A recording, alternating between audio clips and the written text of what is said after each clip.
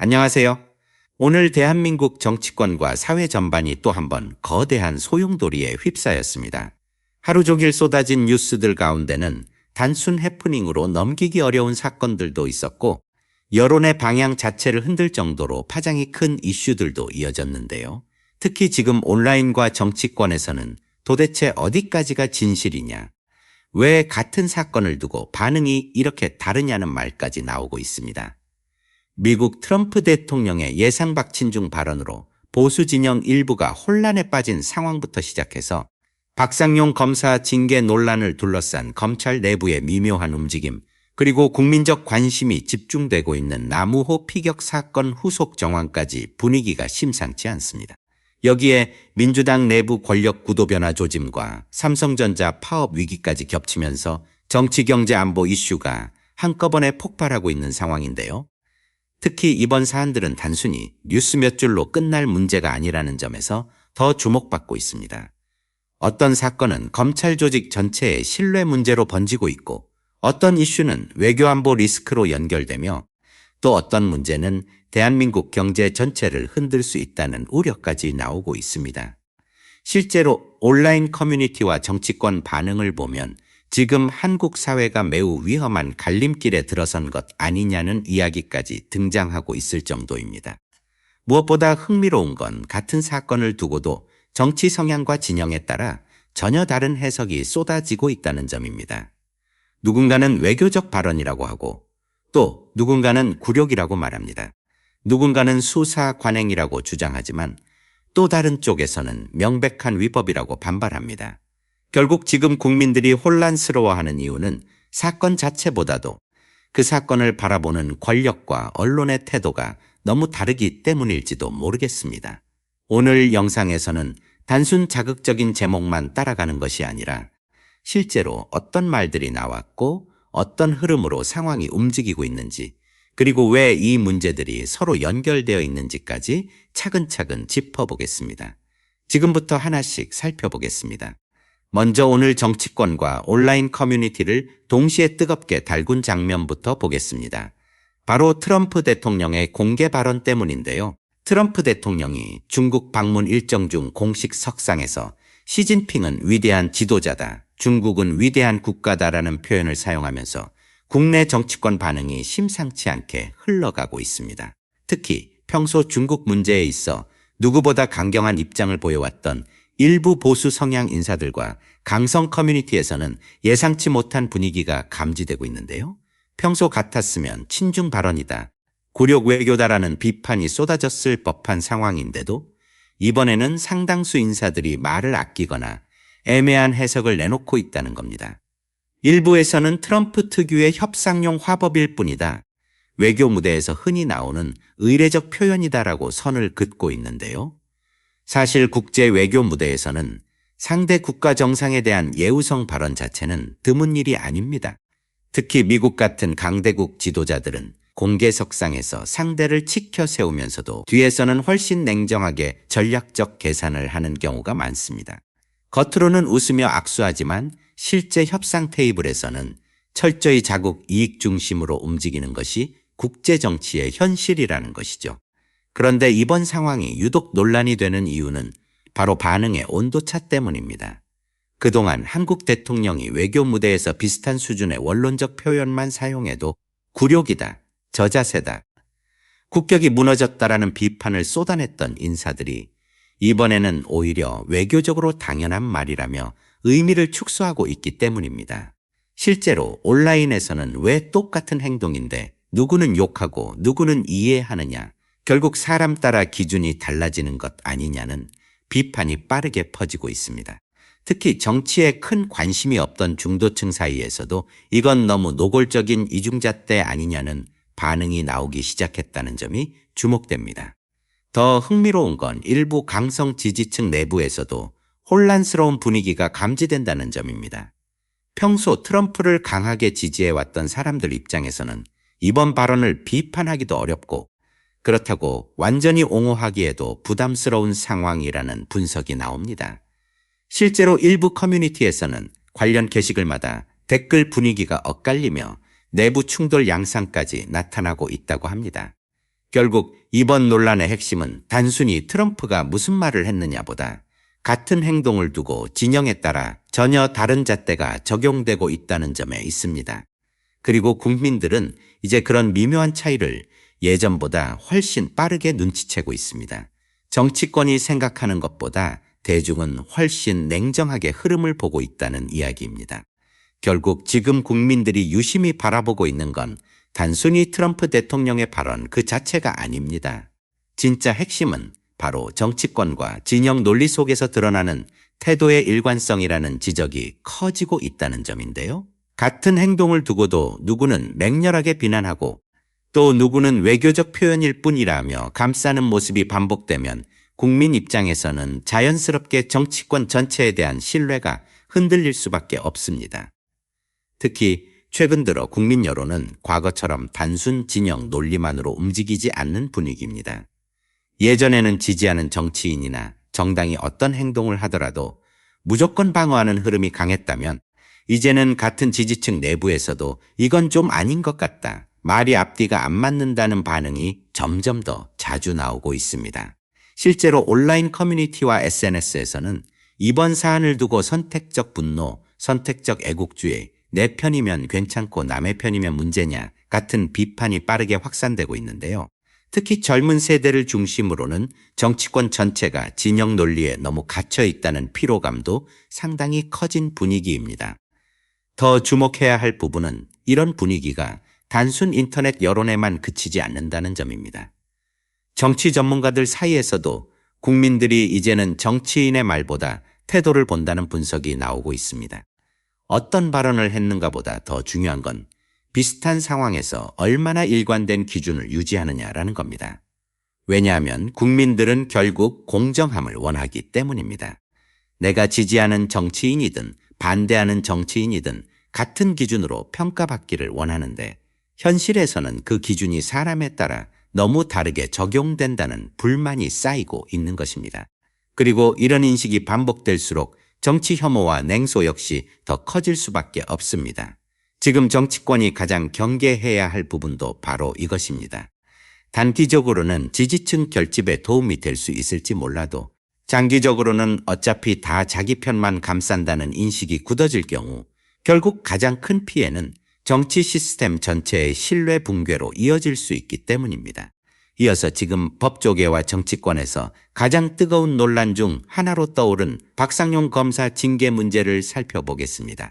최근 정성호 법무부 장관이 조만간 검사징계위원회를 소집해 박상용 검사에 대한 징계 절차를 본격적으로 진행할 가능성이 커지고 있는데요.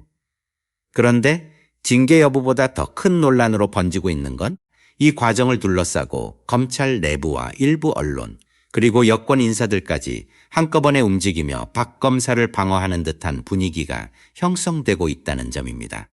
특히 이번 사안은 단순히 한 검사 개인의 문제를 넘어 검찰 조직 전체의 신뢰와 직결된 사안이라는 점에서 국민 관심이 상당히 집중되고 있습니다. 왜냐하면 그동안 제기됐던 여러 의혹들이 단순 실수 수준이 아니라 수사 과정의 적법성 자체를 흔드는 내용들이었기 때문입니다. 그런데도 정작 핵심 의혹들에 대한 명확한 설명보다는 관행이었다, 과장된 논란이다 라는 식의 반응이 이어지자 여론이 더욱 악화되고 있는 상황입니다. 실제로 법조계 안팎에서는 또 제19 감싸기 아니냐는 비판이 계속 나오고 있습니다. 검찰이 과거에도 내부 문제에 대해서는 유독 관대한 모습을 보여왔다는 인식이 강했던 만큼 이번에도 비슷한 흐름으로 흘러가는 것 아니냐는 의심이 커지고 있는 겁니다. 특히 일부 언론 보도를 보면 사건의 본질보다는 박 검사를 옹호하거나 논란 자체를 축소하려는 듯한 프레임이 반복되고 있다는 지적도 나오고 있습니다. 여기에 정치권 반응까지 겹치면서 논란은 더 커지고 있습니다. 일부 여권 인사들은 정치적 공격이 과도하다, 검찰 흔들기다라는 취지의 발언을 내놓고 있는데요. 반면 반대 측에서는 검찰 권력을 가진 사람들이 법 위에 군림하려는 모습처럼 비친다며 강하게 반발하고 있습니다. 무엇보다 국민들이 민감하게 바라보는 건 바로 공정성 문제입니다. 일반 시민이 연루됐다면 훨씬 강한 처벌을 받았을 사안이 검사라는 이유로 가볍게 넘어가는 것 아니냐는 불만이 상당히 커지고 있다는 건데요.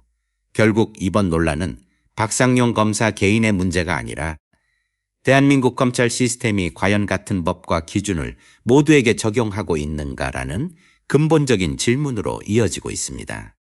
특히 이번 사안에서 국민 여론이 가장 크게 폭발한 부분은 바로 이른바 연어 술파티 의혹과 회유성 조사 논란입니다. 당시 관련 내용이 처음 알려졌을 때만 해도 정치권은 물론 온라인 커뮤니티와 법조계까지 엄청난 파장이 일었는데요.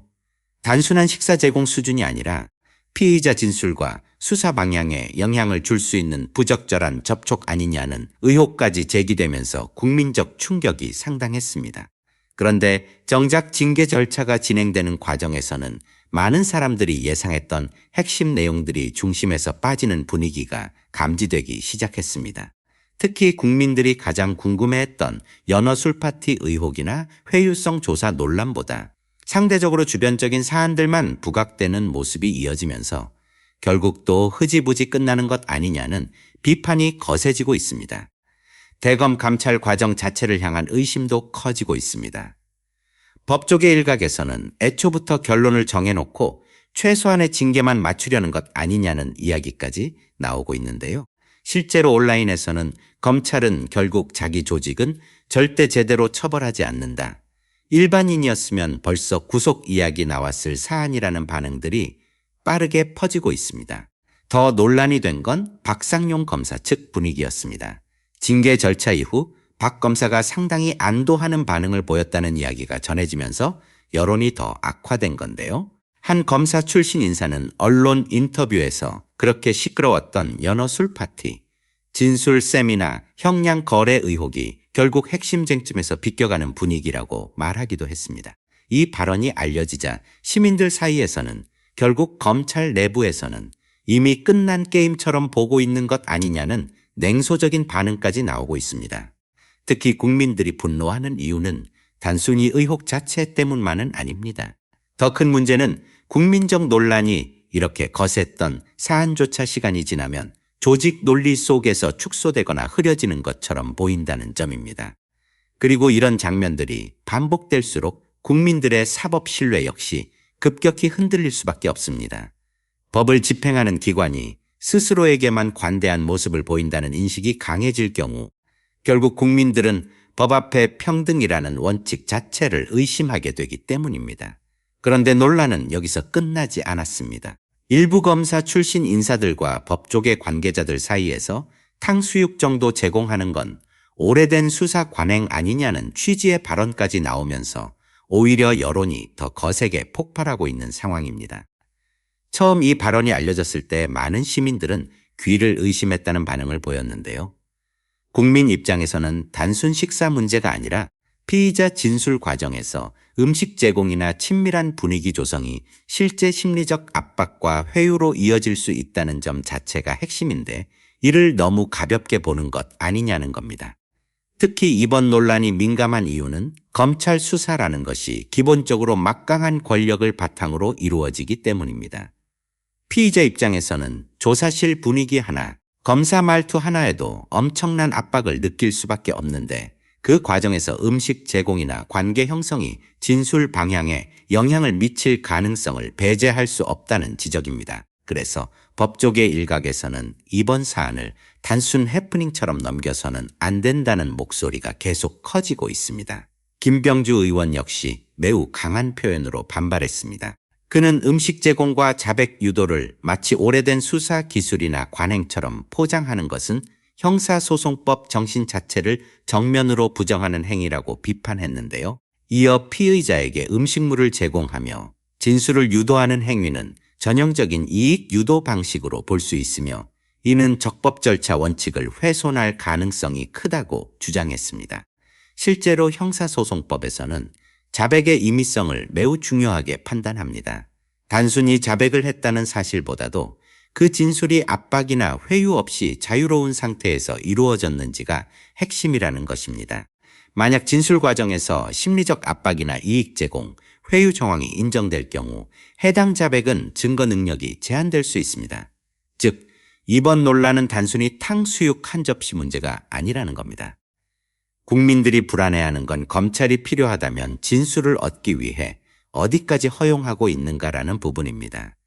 특히 일부 검사들이 그 정도는 다 해왔다는 식으로 말하는 순간 국민 입장에서는 오히려 그럼 그동안 이런 방식이 당연하게 반복돼 왔다는 것이냐는 더 큰 의문을 갖게 되는 것입니다. 결국 지금 여론이 민감하게 반응하는 이유도 여기에 있습니다. 수사기관은 누구보다 법 절차를 엄격하게 지켜야 하는 조직인데 오히려 법의 경계선을 흐리는 듯한 인식이 드러난다면 국민 신뢰는 급격히 흔들릴 수밖에 없습니다.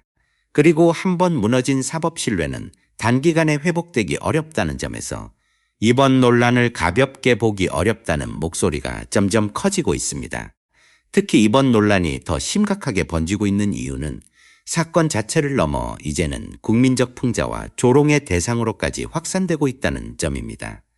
처음에는 단순 해프닝처럼 보였던 탕수육, 쿠쿠다스 같은 단어들이 어느 순간 인터넷 밈처럼 퍼지기 시작했는데요. 온라인 커뮤니티와 SNS에서는 검찰 조사받으러 가면 탕수육 세트 나오냐, 검찰총장실로 쿠쿠다스 로켓 배송 출발했다 같은 풍자 게시물이 빠르게 확산되고 있습니다. 사실 국민들이 이렇게 조롱 섞인 반응을 보이는 이유는 단순히 웃기기 때문만은 아닙니다.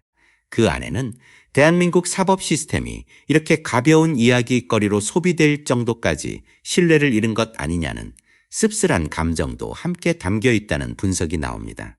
특히 과거 같았으면 무겁게 받아들여졌을 검찰 수사 논란이 이제는 과자 이름과 음식 메뉴로 패러디되고 있다는 점 자체가 검찰 조직 이미지에 상당한 타격이라는 이야기까지 나오고 있습니다. 더 문제는 이런 풍자가 단순 일부 커뮤니티에만 머무르지 않고 점점 대중적으로 퍼지고 있다는 점입니다.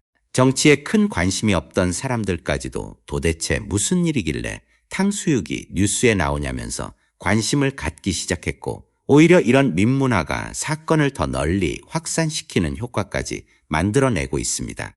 특히 젊은 세대에서는 이제 검찰 뉴스도 진지하게 보기보다 밈으로 소비된다는 말까지 나올 정도인데요. 그만큼 공권력 기관에 대한 권위와 신뢰가 예전과는 비교할 수 없을 정도로 약해졌다는 의미로 해석하는 시각도 있습니다. 과거에는 검찰이라는 조직 자체가 두렵고 무거운 이미지였다면 지금은 국민들이 공개적으로 풍자하고 조롱하는 대상이 되어버렸다는 것이죠. 문제는 여기서 끝이 아닙니다. 일부에서는 이번 사안을 단순 풍자 수준이 아니라 검찰 조직 전체의 문화와 수사 방식에 대한 국민적 불신이 폭발하는 신호로 보고 있습니다. 특히 관행이었다는 말이 반복될수록 국민 입장에서는 그럼 그동안 드러나지 않은 비슷한 사례도 더 있었던 것 아니냐는 의심까지 커질 수밖에 없는데요. 결국 지금 상황은 단순히 한 검사 개인의 징계 문제를 넘어 대한민국 검찰 조직이 과연 시대 변화에 맞는 기준과 감수성을 갖추고 있는가라는 훨씬 큰 질문으로 이어지고 있습니다. 그리고 국민들은 이제 그 답을 매우 냉정한 시선으로 지켜보고 있습니다. 그런데 더 충격적인 건 일부 검사들과 법 쪽의 관계자들 사이에서 나오고 있는 발언들입니다. 최근에는 현실적으로 어느 정도 회유나 분위기 조성 없이 수사가 가능하겠느냐는 취지의 주장까지 등장하면서 논란이 오히려 더 커지고 있는데요. 해당 발언을 접한 시민들은 상당히 충격적이라는 반응을 보이고 있습니다. 왜냐하면 국민 입장에서는 이 말 자체가 그동안 문제 소지가 있는 방식들이 사실상 관행처럼 이어져 왔다는 점을 스스로 인정하는 것처럼 들릴 수 있기 때문입니다. 특히 온라인에서는 그게 관행이면 더 문제 아닌가, 법을 가장 잘 알아야 할 사람들이 법의 경계를 흐리고 있었다는 이야기냐는 비판이 쏟아지고 있습니다.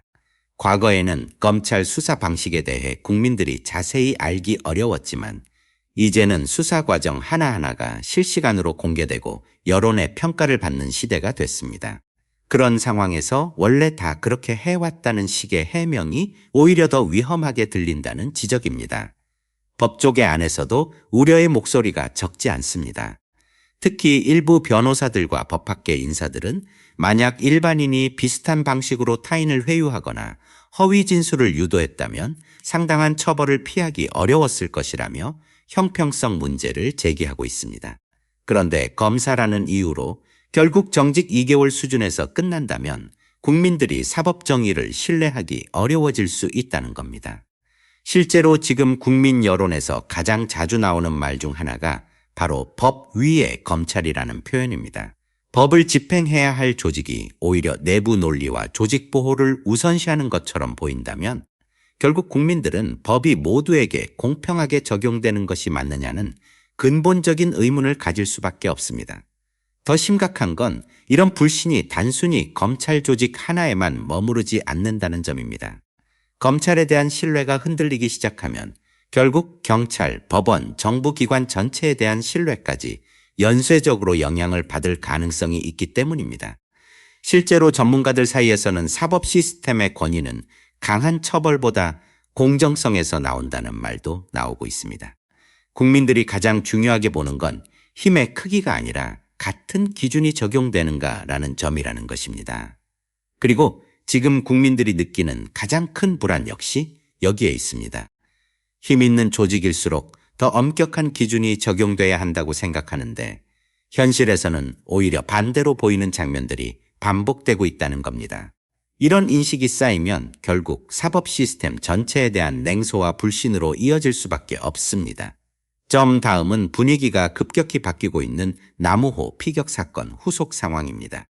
최근 정부 관계자 발언이 전해지면서 사건 흐름이 예상보다 훨씬 민감한 방향으로 흘러가고 있는데요. 특히 공격 주체와 관련된 분석이 점점 구체화되면서 외교안보 라인 전체가 긴장 상태에 들어간 모습입니다. 정부 관계자의 발언이 전해진 이후 남우호 피격 사건 분위기는 완전히 달라지고 있습니다. 그동안 정부는 공격 주체를 단정하기 어렵다, 모든 가능성을 열어두고 조사 중이다라는 신중한 입장을 유지해 왔는데요. 그런데 최근 정부 고위 관계자가 비공식 브리핑 과정에서 일환이 아닐 가능성은 상식적으로 크지 않다는 취지의 언급을 한 것으로 알려지면서 사실상 상황이 새로운 국면으로 들어가는 모습입니다. 물론 정부는 아직 공식적으로 특정 국가나 단체를 지목하지는 않고 있습니다. 외교적 파장을 고려하면 섣부른 단정은 위험할 수 있기 때문인데요. 하지만 외교안보 라인 분위기를 종합해보면 공격 주체가 이란 혁명수비대 또는 친일한 민병대 쪽으로 상당 부분 좁혀지고 있다는 분석이 우세하게 나오고 있습니다. 특히 이번 사건이 심각하게 받아들여지는 이유는 단순 추정이 아니라 과거 유사 사례들과 비교했을 때 공격 방식 자체가 매우 닮아 있다는 점 때문입니다. 실제로 2달 전 중동 해역에서 공격받았던 태국 선박 사례가 다시 주목받고 있는데요. 당시에도 정체불명의 비행체 2발이 선박 방향타 인근을 거의 동시에 타격했고 이후 기관실 화재로 이어지면서 선박 운항 기능이 크게 손상됐습니다. 그런데 이번 남우호 피격 정황 역시 놀라울 정도로 비슷하다는 분석이 나오고 있습니다. 선체 손상 위치, 기관실 화재 발생 양상, 공격 시점과 방식까지 여러 요소가 겹치면서 단순 우연으로 보기 어렵다는 이야기까지 나오고 있는데요. 특히 전문가들은 방향타와 기관실을 동시에 노리는 방식은 선박을 빠르게 무력화시키기 위한 전형적인 공격 패턴이라고 설명하고 있습니다.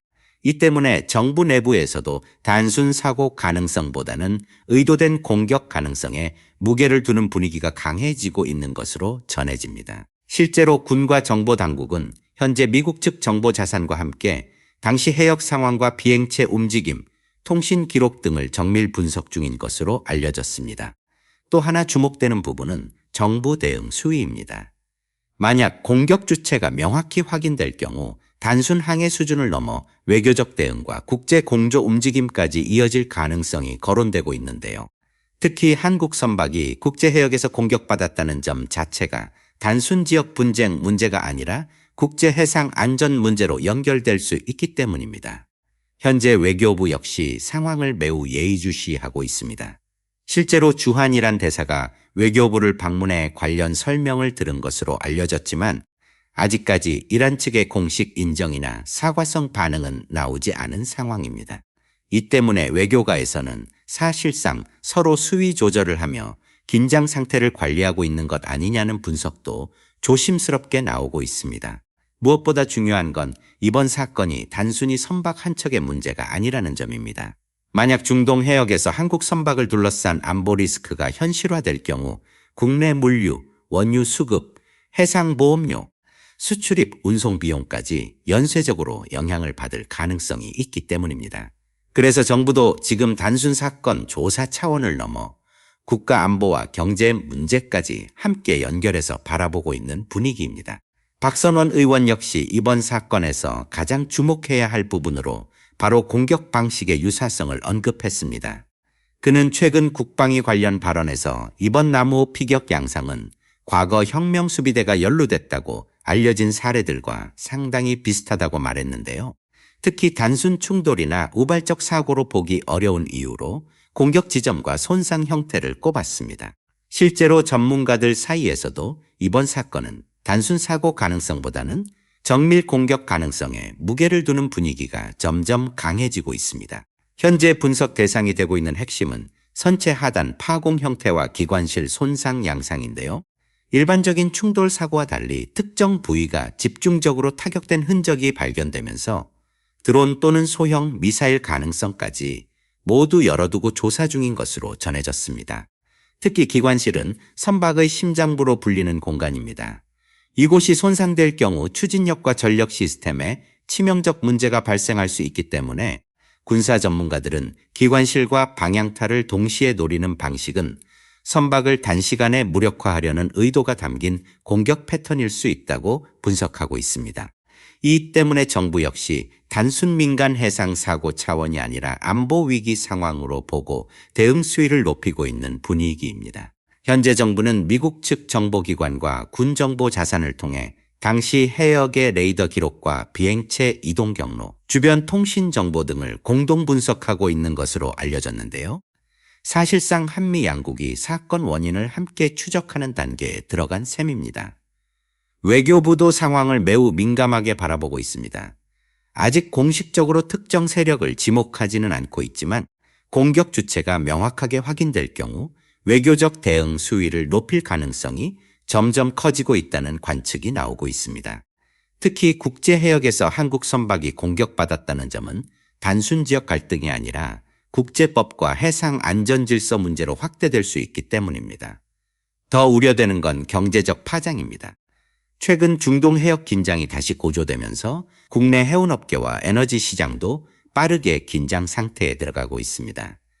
현재 해운사들은 중동 항로 운항 리스크를 다시 점검하고 있으며 일부에서는 보험료 상승 가능성까지 거론되고 있는 상황입니다. 특히 한국은 원유 수입 의존도가 높은 국가인 만큼 중동 리스크 확대는 단순 외교 문제로 끝나지 않을 가능성이 큽니다. 만약 사태가 장기화되거나 추가 공격 사례가 발생할 경우 국제 유가 변동성이 커질 수 있고 물류 비용 상승과 함께 국내 산업 전반에도 부담이 전가될 수 있다는 전망이 나오고 있습니다.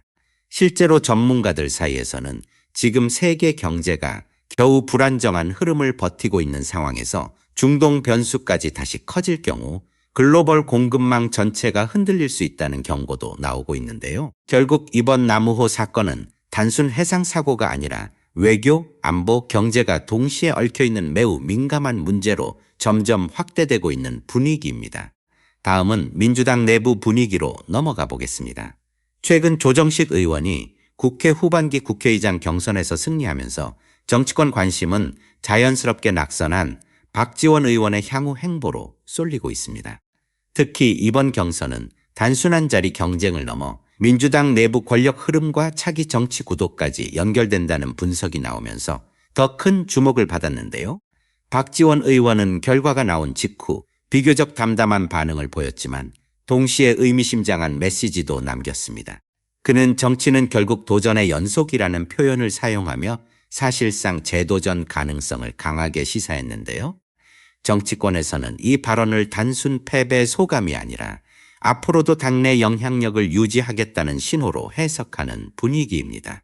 특히 흥미로운 건 박지원 의원 주변에서 나왔다는 원로 정치인들의 조언입니다. 일부 원로 인사들은 재선하고 다시 도전하라. 그것이 김대중 정치다라는 말을 전한 것으로 알려졌는데요. 이 발언이 주목받는 이유는 단순 위로 차원이 아니라 한국 정치 특유의 끈질긴 생존력을 상징하는 메시지처럼 받아들여지고 있기 때문입니다. 실제로 한국 정치사를 보면 한 번 패배했다고 정치 생명이 끝나는 경우보다 오히려 그 실패를 발판 삼아 더 큰 존재감으로 돌아오는 사례가 훨씬 많았습니다. 김대중 전 대통령 역시 수많은 낙선과 정치적 탄압, 위기를 겪고도 끝내 대통령 자리까지 올랐고 노무현 전 대통령 또한 반복된 도전 끝에 정치적 상징성을 만들어냈습니다. 그래서 정치권에서는 종종 정치는 결국 살아남는 사람이 이긴다는 말까지 나오는데요. 이번 박지원 의원 사례 역시 단순 패배로 끝나기보다 향후 제도전 서사의 시작점이 될 가능성을 보는 시각도 적지 않습니다. 특히 민주당 내부 세대교체 흐름과 기존 중진 그룹의 영향력 재편이 동시에 진행되고 있는 상황이라 앞으로의 움직임이 더 주목받고 있습니다. 또한 이번 경선을 계기로 민주당 내부 권력 지형 변화도 조금씩 감지되고 있다는 분석이 나옵니다. 단순히 의장 자리 하나의 문제가 아니라 향후 총선과 대선 국면에서 누가 당내 주도권을 잡을 것인가와 연결된다는 것이죠. 그래서 정치권에서는 이번 결과를 두고 민주당 내부 세력 재편의 신호탄일 수 있다는 해석까지 나오고 있습니다. 무엇보다 흥미로운 건 패배 이후 박지원 의원의 태도입니다. 일반적으로 큰 경선에서 패배하면 일정 기간 정치적 존재감이 약해지는 경우가 많은데 오히려 이번에는 다시 도전하겠다는 메시지를 빠르게 던지면서 지지층 결집 효과를 노리는 모습이라는 분석도 나오고 있습니다. 결국 한국 정치에서는 패배 자체보다 패배 이후 어떤 스토리를 만들어내느냐가 훨씬 중요하다는 이야기입니다. 한편 민주당 내부에서는 이번 국회의장 경선 결과를 단순한 당내 경쟁으로만 보지 않는 분위기도 감지되고 있습니다.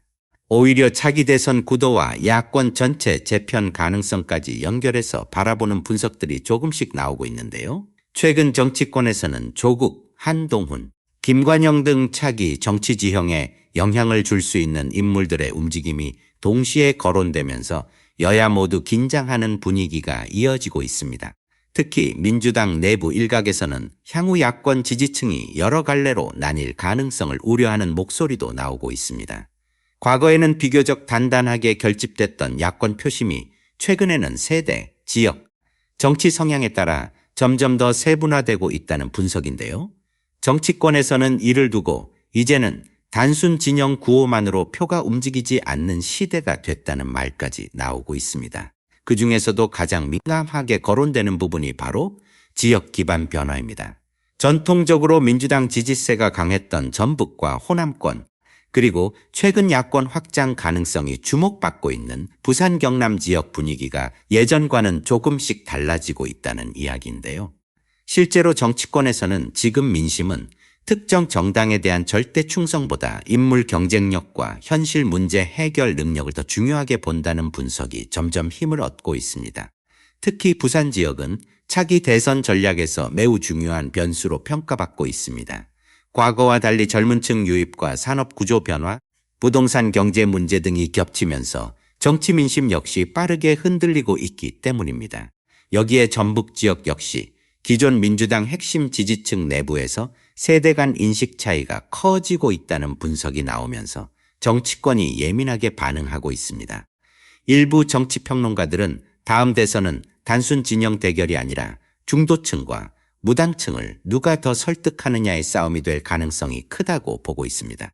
실제로 최근 여론 흐름을 보면 강성 지지층보다 정치 피로감을 느끼는 중도층 비중이 계속 커지고 있다는 분석도 나오고 있는데요. 결국 어느 진영이든 내부 분열을 최소화하면서도 새로운 지지층을 얼마나 끌어오느냐가 핵심 과제가 될 수 있다는 겁니다. 그래서 민주당 내부에서도 최근에는 단순 강경 메시지보다 경제, 민생, 미래 산업 같은 현실 이슈를 더 강조해야 한다는 목소리가 점점 커지고 있습니다. 특히 AI 산업, 지역 균형 발전, 청년 일자리 문제 같은 주제가 앞으로 정치권 핵심 의제가 될 가능성이 높다는 전망도 나오고 있는데요. 결국 지금 정치권이 가장 두려워하는 건 단순한 정권 교체보다 민심의 방향 자체가 바뀌는 순간이라는 말도 나옵니다. 한번 이동하기 시작한 중도층과 지역 민심은 생각보다 빠르게 정치 지형 전체를 흔들 수 있기 때문입니다. 그래서 여야 모두 지금 드러나는 작은 변화 신호들에 굉장히 민감하게 반응하고 있는 분위기입니다. 마지막으로 현재 경제계 전체를 긴장시키고 있는 삼성전자 파업 위기 상황입니다. 최근 삼성전자 노조와 사측의 갈등이 예상보다 길어지면서 분위기가 심상치 않게 흘러가고 있는데요. 단순 임금 협상 수준을 넘어 노사 간 감정의 골까지 깊어지고 있다는 분석이 나오면서 정부도 더 이상 상황을 지켜만 보기 어려운 분위기에 들어간 모습입니다. 실제로 김정관 산업부 장관은 공식 입장을 통해 노사 간 타협을 간곡히 촉구한다고 밝히며 이례적으로 공개 메시지를 내놓았습니다.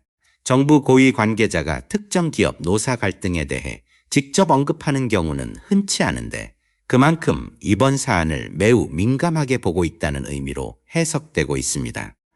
정부가 긴장하는 이유는 분명합니다. 삼성전자 문제는 단순히 한 대 기업 내부 갈등으로 끝나지 않기 때문입니다. 지금 한국 경제 구조에서 삼성전자가 차지하는 비중은 상상을 뛰어넘는 수준인데요. 반도체, 수출, 주식시장, 고용, 협력업체 생태계까지 사실상 국가 경제 핵심 축 대부분과 연결되어 있습니다. 특히 현재 삼성전자 주주 수만 약 460만 명 수준으로 알려져 있습니다. 단순 일부 투자자 문제가 아니라 국민 상당수가 직간접적으로 삼성전자와 연결되어 있다는 의미인데요.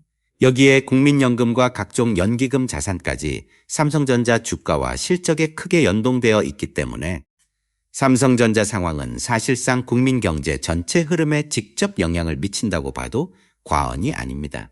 실제로 많은 국민들이 의식하지 못하고 있지만 삼성전자 주가 변동은 국민연금 수익률과도 연결되기 때문에 결국 은퇴 자산과 미래 재정 안정성 문제까지 이어질 수 있습니다. 그래서 정부 입장에서는 삼성전자 생산 차질이나 장기 파업이 단순 기업 뉴스가 아니라 국가 리스크 수준으로 느껴질 수밖에 없는 것입니다. 또 하나 주목되는 건 글로벌 경쟁 상황입니다. 현재 반도체 시장은 미국, 중국, 대만, 일본까지 모두 국가 차원에서 치열하게 경쟁하고 있는 분야인데요. 이런 상황에서 삼성전자 생산 차질이 길어질 경우 단순 실적 감소를 넘어 글로벌 시장 점유율 자체가 흔들릴 가능성도 거론되고 있습니다. 특히 AI 반도체와 첨단 공정 경쟁이 극도로 치열해진 상황이라 생산 공백이 길어질 경우 경쟁사들이 빠르게 시장을 잠식할 수 있다는 우려도 나옵니다. 이 때문에 정부 내부에서는 지금은 노사 모두 한 발씩 물러설 필요가 있다는 목소리도 커지고 있습니다. 한쪽이 완전히 승리하는 구조보다 국가 경제 전체 피해를 최소화하는 방향으로 협상이 이루어져야 한다는 것인데요. 하지만 반대로 노동계에서는 삼성이라는 거대한 기업이 이제는 노동자 목소리를 더 이상 무시할 수 없는 시대가 됐다며 강경한 분위기를 유지하고 있는 상황입니다. 결국 이번 삼성전자 사태는 단순 임금 협상을 넘어 한국 산업 구조와 노동 문화 변화까지 함께 보여주는 상징적 사건이 되고 있다는 분석도 나오고 있습니다. 더 심각한 건 실제 예상되는 생산 차질 규모입니다. 현재 업계에서는 만약 삼성전자 주요 생산 라인이 본격적으로 멈추게 될 경우 하루 최대 1조 원 수준의 생산 차질이 발생할 수 있다는 분석까지 나오고 있는데요. 이 수치는 단순 매출 감소 정도가 아니라 글로벌 반도체 공급망 전체에 영향을 줄 수 있는 규모라는 점에서 더욱 충격적으로 받아들여지고 있습니다. 특히 반도체 산업 특성상 한번 생산 라인이 흔들리기 시작하면 단기간에 복구하기 어렵다는 점이 가장 큰 문제로 꼽힙니다. 일반 제조업처럼 잠깐 멈췄다가 다시 가동하는 개념이 아니라 공정 자체가 초정밀 시스템으로 연결되어 있기 때문에 아주 작은 변수 하나만 발생해도 수율과 품질 전체가 영향을 받을 수 있다는 것입니다.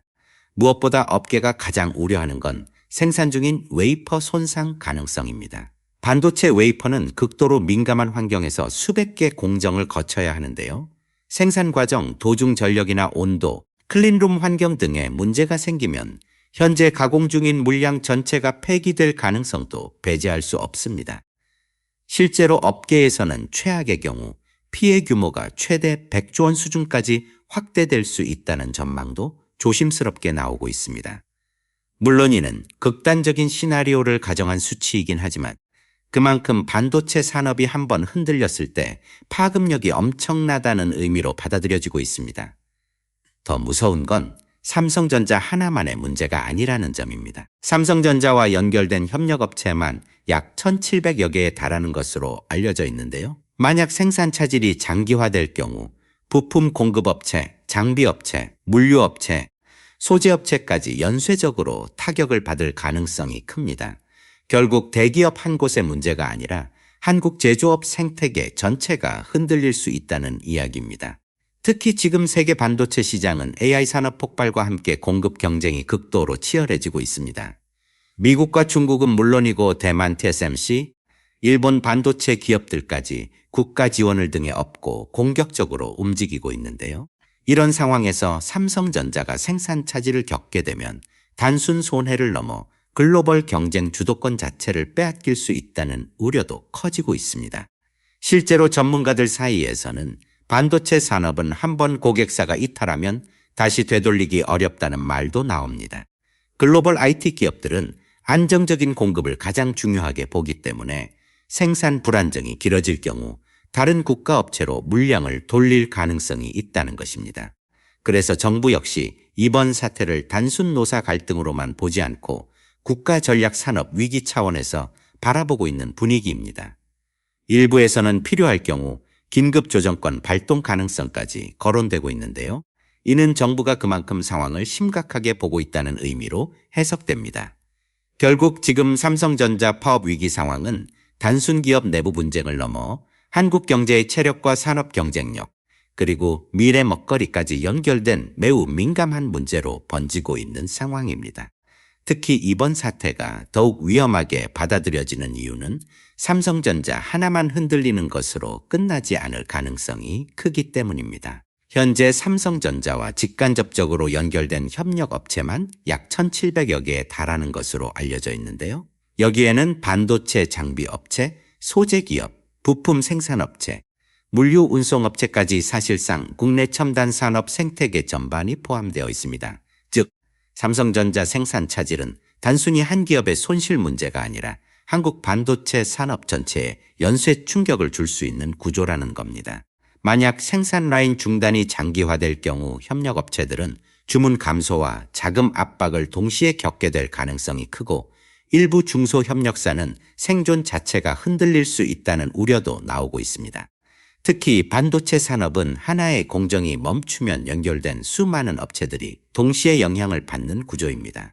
그래서 업계에서는 삼성전자 위기를 단순 기업 뉴스가 아니라 국가 산업 공급망 리스크 차원에서 바라봐야 한다는 목소리까지 나오고 있습니다.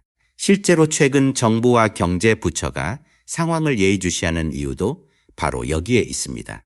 이런 가운데 정부 내부에서는 상황이 더 악화될 경우 긴급조정권 발동까지 검토해야 하는 것 아니냐는 의견도 조심스럽게 흘러나오고 있습니다. 긴급조정권은 국가 경제에 중대한 피해가 예상될 경우 정부가 노사 분쟁에 직접 개입할 수 있는 강력한 제도인데요. 그만큼 이번 사태를 단순 민간 기업 차원을 넘어 국가 경제 안보 문제로 보고 있다는 의미로 해석됩니다. 다만 정부 역시 쉽게 결론을 내리지는 못하고 있습니다. 왜냐하면 강제 개입이 오히려 노사 갈등을 더 자극할 가능성도 있기 때문입니다. 특히 최근 노동계 분위기를 보면 단순 임금 문제를 넘어 이제는 노동 환경과 조직 문화 자체를 바꿔야 한다는 요구가 강해지고 있는 상황입니다. 노동계에서는 노동자 없는 기업은 존재할 수 없다는 점을 강조하며 쉽게 물러서지 않겠다는 입장을 유지하고 있습니다. 특히 삼성전자 같은 초대형 기업일수록 사회적 책임과 노동 존중 문화가 더 강화되어야 한다는 주장도 나오고 있는데요. 일부 노조 측에서는 회사는 글로벌 경쟁을 이야기하지만 정작 현장 노동자들의 피로와 희생 위에 성장해온 부분도 돌아봐야 한다고 목소리를 높이고 있습니다. 반면 기업 측에서는 지금 글로벌 반도체 경쟁 상황 자체가 너무 치열하기 때문에 장기 파업이 현실화될 경우 회사 생존과 국가 경쟁력까지 위협받을 수 있다는 위기감을 강하게 드러내고 있습니다. 결국 양측 모두 자신들의 논리가 틀리지 않다고 생각하는 상황이라 접점을 찾기가 더욱 어려워지고 있는 분위기입니다. 하지만 많은 전문가들은 결국 해답은 대화밖에 없다고 말합니다. 극단적인 충돌로 치닫게 될 경우 가장 큰 피해는 결국 모두가 함께 떠안게 될 가능성이 크기 때문입니다. 회사 역시 글로벌 경쟁력을 잃을 수 있고 노동자들도 장기 갈등 속에서 불안정한 상황을 감수해야 하며 국민 경제 역시 상당한 충격을 받을 수 있습니다. 결국 지금 필요한 건 감정적인 대립보다 현실적인 타협과 신뢰 회복이라는 목소리가 점점 커지고 있습니다. 그리고 이번 삼성전자 사태는 앞으로 한국 사회가 노동과 산업 경쟁력 사이에서 어떤 균형점을 찾아갈 것인가를 보여주는 중요한 시험대가 될 가능성이 커 보입니다. 오늘 여러 이슈를 함께 짚어봤습니다만 결국 모든 문제의 중심에는 하나의 공통된 질문이 자리하고 있는 것 같습니다. 바로 국민들이 지금 이 사회를 향해 던지고 있는 과연 누구를 믿어야 하는가라는 질문입니다. 정치권의 반복되는 이중잣대 논란, 검찰 수사 과정에 대한 불신, 점점 복잡해지는 안보 위기 상황, 그리고 삼성전자 노사 갈등까지 겉으로는 전혀 다른 사건처럼 보이지만 국민들이 느끼는 감정은 의외로 비슷합니다. 바로 시스템이 제대로 작동하고 있는가? 권력을 가진 사람들은 같은 기준으로 평가받고 있는가라는 불안감입니다. 지금 시대는 정보가 넘쳐나는 시대입니다. 뉴스도 많고 분석도 넘쳐나고 SNS에서는 실시간으로 수많은 주장과 반박이 쏟아집니다. 하지만 아이러니하게도 정보가 많아질수록 사람들은 오히려 더 혼란스러워하고 있습니다. 왜냐하면 국민들은 이제 단순한 말보다 그 뒤에 숨겨진 태도와 모순을 더 민감하게 보기 시작했기 때문입니다.